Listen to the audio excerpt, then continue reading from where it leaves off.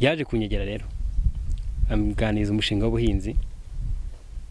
Icyo gihe yari yasuye umuhinzi umwe witwa Diego.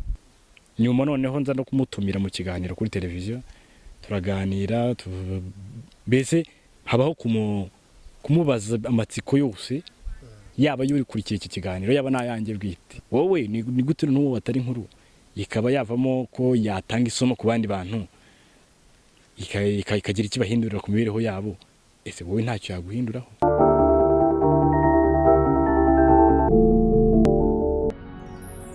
Turabasuhuje inshuti bakunzi ba Igire TV, televiziyo yanyu isanzwe bagezaho ibiganiro bitandukanye. Uyu munsi rero tubafitiye ikiganiro gishyashya, twasuye abasore basanzwe bakora ibijyanye n'ubuhinzi, ariko muri rusange turaza kuganira batubwire igitekerezo cyo guhinga bakijemo bate. Ubundi tubazi mu itangazamakuru niho abantu benshi babazi. Ubu rero tugiye kuganira, nge nitwa Zigama Theoneste nk'uko musanzwe mubizi. Iyi ni Igire TV, turakwibutsa gukora subscribe ndetse na share kugira ngo abantu bawe babone ino video nshyashya. Muraho neza Igire TV, twishimiye kubakira. Umeze neza? Turi amahoro rwose. Nge nitwa Niyodushima Dieudonné, hano turi mu murenge wa Ririma mu karere ka Bugesera, ahitwa Nyabagendwa. Niko kagari, ni nako gace benshi bazi ahitwa Nyabagendwa. Nikaze rero. Nawe turakwakira. Murakoze cyane. Nitwa Musabire Alexis, ntuye n'ahangaha nyine n'ubundi we. Ngira ngo abadukurikiye aya mazina benshi barayazi mu itangazamakuru, mutangire mutubwire ubundi nka Dieudonné, umuntu utamuzi Dieudonné ni muntu ki? Dieudonné ni umusore kiri muto, bitewe nyine no umugereranya nawe, ko hari n'uwabyumva kumva wenda akuze. Mfite imyaka 26 y'amavuko, navukiye mu karere ka Rutsiro, uburengerazuba bw'u Rwanda. Niga amashuri abanza aho nyine mu burengerazuba mu Rutsiro, nza kwiga yisumbuye cyiciro cya mbere mu karere ka Rutsiro hafi nyine mu rugo mu murenge wa Mushubati. Nza kujya mu cyiciro cya kabiri cy'amashuri yisumbuye mu karere ka Kayonza hitwa Gahini, ndangiza mu ndimi n'ubuvanganzo. Niga itangazamakuru n'itumanaho muri kaminuza yari inkuru y'u Rwanda. Hanyuma nza no gukora ku bitangazamakuru bitandukanye, nza gukorera Radio Isangano, nza gukorera imbuga zandika kuri internet. Hanyuma nza gukora noneho igihe kirekire mu itangazamakuru kigera no ku myaka 5 kuri radio na televiziyo Flash mu mujyi wa Kigali. Nyuma rero nza guhagarika itangazamakuru, ninjira mu buhinzi. Ubu nibyo nkuru uyu munsi. Alex ni muntu ki? Alex ni umusore wavukiye mu karere ka Nyaruguru mu murenge wa Munini, nanayiga amashuri abanza. Yisumbuye nayo nayize Nyaruguru hano hitwa Kibeho muri groupe scolaire Marimesi. Icyiciro cya kabiri cyayisumbuye naho nakize Nyaruguru muri groupe scolaire Bigugu, nka mugenzi wanjye nanjye n'izindi ndimi n'ubuvanganzo. Nkomereza muri kaminuza y'u Rwanda, mparangiza mu itangazamakuru n'itumanaho. Ndanarikora imyaka itari myinshi ariko itari mikeya. Nakoze imyaka 3 kuri radio yitwa Voice of Africa. Hanyuma nkora n'indi ne ku kinyamakuru cyitwa Makuruki cyandika kuri internet. Ari naho navuye nza mu buhinzi. Mukiri batoya, wenda duhere kuri Dieudonné, inzozi zawe zari zo kubiki? Inzozi z'umwana zo zirahindagurika. Rigeze gutekereza kuba umucamanza, nyuma nza kubireka, umutwe haza kuzamo gukunda cyane itangazamakuru. Ndarikora, nyuma noneho nza gusanga nabyo byaba byiza mpinduye, hareba ikindi nikoreramo, niko kwinjira mu buhinzi. Hanyuma Alex, wowe mu bwana bwanjye nakuze ndi umushumba kugeza ngeze mu 4 mu isumbuye. Nakundaga inka rero, nakundaga inka bura n'umuntu, abantu banzikira, nakunda guhura n'umuntu nkabwa ntiwangabiye, nkasaba umuntu kungabira. Hari abangabiraga ntibazime, hari abangabiraga zikaza ko atari benshi, hari nizo n'umuntu aracyura naragabiwe. Nakundaga korora rero, ariko nkanyuzamo nkumva nzaba umwarimu, nkumva umuntu ukomeye n'umwarimu, nkumva nshaka kuzaba umuntu ukomeye nk'umwarimu. Ariko nyuma yaho ntangiriye kubona nziga itangazamakuru, nararikunze, numva kurikora biranshimishije. Kubwa amahirwe make ntago nayirambyemo, naje kuba inspiré n'ubuhinzi.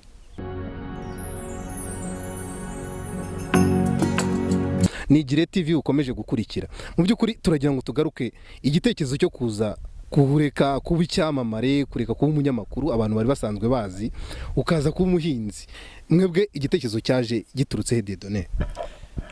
uravuze ngo kureka kuba icyamamare, nta muntu wamamaye kugeza ubu ngubu nka Bill Gates mu banyamakuru.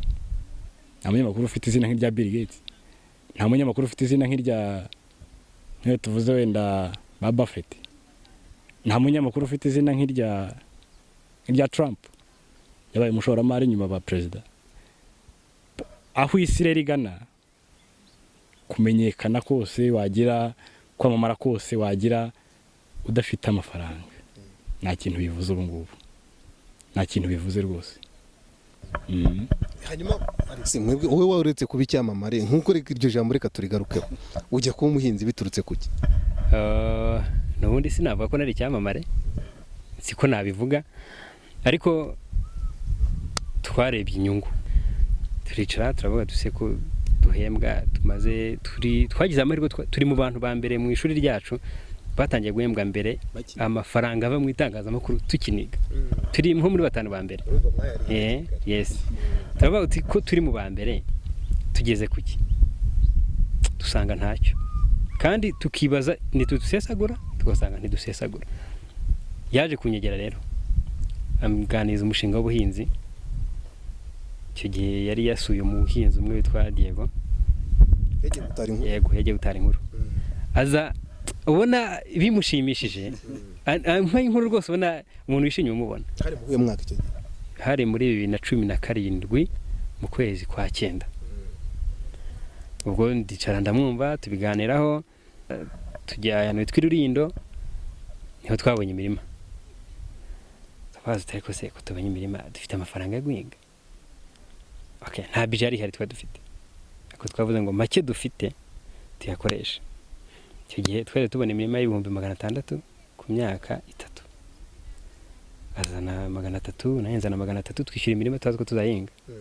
Twakundaga ubuhinzi, ntutubaza ko tuzabukora. Icyo gihe nibuka ko ngena natanze 300 nayifite nta nifite.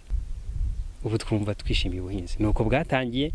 Ubu aho tugeze ngo tubona turi mu nzira yuko bwatwungura tugatera imbere. Yego. Aratubwiye ati wajyaga kuri tele ukaganira n'abaturage, ariko ntukure y'inkuru gusa bakakwigisha. Byagenze bituma umuturage mwahuye ryari? Habaho ibiganiro bitandukanye bica ku bitangazamakuru bitandukanye.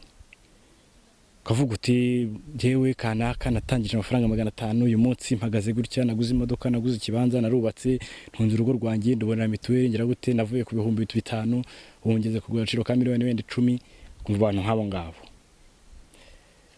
Nanjye rero ni muri ubwo buryo naje kubona amakuru y'umusore witwaga Diego wahingaga urusenda igashora. Hanyuma turaganira, numva ntibihagije, ndamusura, anyereka ibyo akora, anyereka urusenda, anyereka isoko ryarwo, anyereka uburyo agurisha, anyereka uburyo rweramo, anyereka ibishoro bishobora gusa kugira ngo hitahingwe, kugira ngo se igice gihingwe waba ufite aya n'aya wakwinjiza aya ngaya. Nyuma noneho nza no kumutumira mu kiganiro kuri televiziyo, turaganira, mbese habaho kumubaza amatsiko yose, yaba yuri kurikira iki kiganiro, yaba nayanjye bwite nayazamo.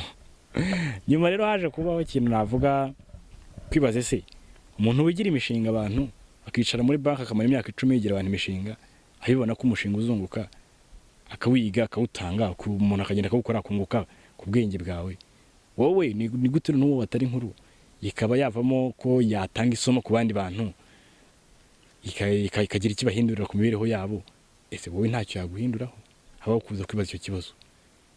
Niba uko ushobora kubona ayo makuru ko abantu bashobora kwikurira bakava kugira iciciro naka bakagera kuri iki ngiki, wowe watangaje iyo nkuru harya bafite amaboko 3 ukagira 2, bafite nese ukagira 1, ese umutwe bafite ni 2 wowe ufite 1. Hakabura iki kintu cyo kongera gutekereza ngo ese uyu nguyu niba yarabikoze bigakunda, njye mbikoze byananira. No ku gitekerezo cyo kujya mu buhinzi cyaje. Reka dukomeze kwa Alex nawe atubwire. Dufite amakampani ajyana ibicuruzwa i Burayi, niyo ubu ngubu dufitanye amasezerano, turahinga tugasarura, mu kanya murabona baraza kubitwara bo bakabijyana ku isoko ry'i Burayi. Ariko kuva tugitangira intego yacu ni uko natwe tuzabasha guhinga, natwe tukabyijyana ku isoko ry'uburayi, tukanafasha abahinzi bakiri batoya batarabasha kwijyanira ku isoko ry'uburayi, tukababera abakiriya, tukabagurira, natwe tukabijyana, ku buryo dufasha urubyiruko rwinshi kwinjira mu buhinzi, tukarubera isoko, nkuko natwe muri iyi minsi hari abadufasha bakatugurira. Isomo ry'ubuzima Alex umaze kubona ni irihe ubu ngubu? Isomo, ibintu byose ducamo buriya guhera tukiri abana bidusigira amasomo, ariko isomo rya mbere nakuye mu buhinzi ni uko iyo ukora uranunguka. Iyo ukoze ukemera ukavunika ugashora imbaraga zawe ukizifite no kunguka urunguka. Ariko iyo ukunda ubuzima bworoshye bisaba ko ufite undi muntu ugufasha kubamo. Niryo somo nakuyemo rero, nta kintu kizakugwirira. Ikintu cyose uzakibona ari uko wavunitse kandi wakivunikiye, kandi mu buryo bw'ubunyangamugayo. Murakoze. Wowe isomo ni irihe? Nuko bishoboka. Hari umuntu ushobora kumva ngo jewe nabonye akazi, nabonye aho bampemba, barampa amafaranga y'ukwezi, ahagaze napfa. Ese umushahara ntawubonye nabaho gute? Abantu benshi batekereza gutyo. Ugasanga rimwe na rimwe arihambira naho bitanashoboka, arashaka kugira gute, ariko kugira ngo ntazatakaza akazi kanjye, ntazatakaza umurimo wanjye. Cyangwa se ukumva umwana arangije kaminuza ariko mu mutwe harimo ngo ndabaho nte ntabona akazi. Cyangwa ndagutanga urugero nkababwira nti fata urugero rw'umwana wize ubwarimu. Ararangije muri kaminuza, arangije lisansi. Ikizami kirehe 50, ikizami by'amatike no kurara wenda rimwe na rimwe. Ikizami Burera agiye, ikizami Nyamasheke agiye, ikizami Rusizi agiye, ikizami Rurinda agiye, ikizami Nyagatare agiye cy'akazi. Akabikora. Bijya kurangira ashoye, ukizemo no kujya kongera gukora ikizami wenda cyo kuvuga cya interview. Bijya kurangira ashoye amafaranga arenga 800 muri ibyo bizami. Na amafaranga natangira akazi wenda agahembwa 150 cyangwa 200 azajya kuyagaruza igihe cye. Ariko nanone hakabamo ikindi kintu cyo kuba tukifitemo ko twigishwa mu mashuri yacu dutegurwa kuzaba abakozi. Twiga muri system yacu y'uburezi bigisha umuntu bamutegura kuzavamo umukozi mwiza. Nicyo ngicyo kisha abantu, nicyo ngicyo gitumye abantu bahera mu kazi batishimiye, bagakora barira, bagakora babora bavuga ngo turakennye, ngo turi mu bukene, kandi bafite akazi bagahora mu makredi, bagahora muri avance sire salary, bagahora mu biki, bagahora bavuga ngo duhembwe make, ngo barimo ngo duhembwe make nyamara nta usezera, ngo bahande ngo duhembwe make nyamara nta usezera. Abantu nibicare bumve ko umushahara ushobora guhagarara ubuzima bugakomeza. Niryo somo byo bwanjye niyigiyeho, n'undi muntu udukurikiye ashobora kukwigiraho. Umva ko niba wateguye ikintu nakuvuga uti kingiki nshobora kukikorera nkakikorera, ntago umushahara uramutse utariho ntago abantu bapfa. Babyumve gutyo rwose. Ubu ngubu uwo muntu ushaka kugukurikira cyangwa se nawe ushaka kwiteza imbere, ni inama ki umubwira? Sinamubwira ngo nankurikire, ahubwo namubwira ngo natinyuke. Yiza kurikiye nge na Diedone ko turi mu buhinzi, kuko ashobora kuza ntahirwe, ariko niyumve ko gutekereza icyo yakora kidashingiye ku mushahara ari intego ye. Diedone we inama ni nigeze gutekereza rimwe ndavugana ne kubundi umuntu aramutse ahembwa akabika amafaranga, akagira yabika, akambara, akagira gute, akaguma ku mushahara nari mfite icyo gihe, ari bugaruke aha ngaha nazubaka inzu ryari. Ubwo nari navuye muri Expo bari kugaragaza inzu ngo iciriritse ya $8,000,000 mu myaka nk'ibiri ishize 3 ishize. Hanyuma ndaza kugenda ndayitekereza bane ko ndamutseho ko nafashe nkishyura inzu, nkarya, nkambara nk'umunyamakuru, nkagenda muri Kigali nkatega, nazubaka iyo nzu, nazazigwiza ryari, nza kureba nkubye nsanga nazagera kuri iyo nzu ya $8,000,000 mfite imyaka 52. Ni ibintu rero abantu bakwiye kujya bicara bagatekereza, kavuga uti ndi gukorera amafaranga, ariko noneho aya mafaranga ndi gukorera, amafaranga yose ashobora kubyara andi mafaranga. Korera amafaranga uyabike, numara kuyabika ukora uko ushoboye amafaranga wabitse uyabyaza andi. Turabashimiye cyane. Murakoze cyane. Turabashimiye Alex. Murakoze cyane.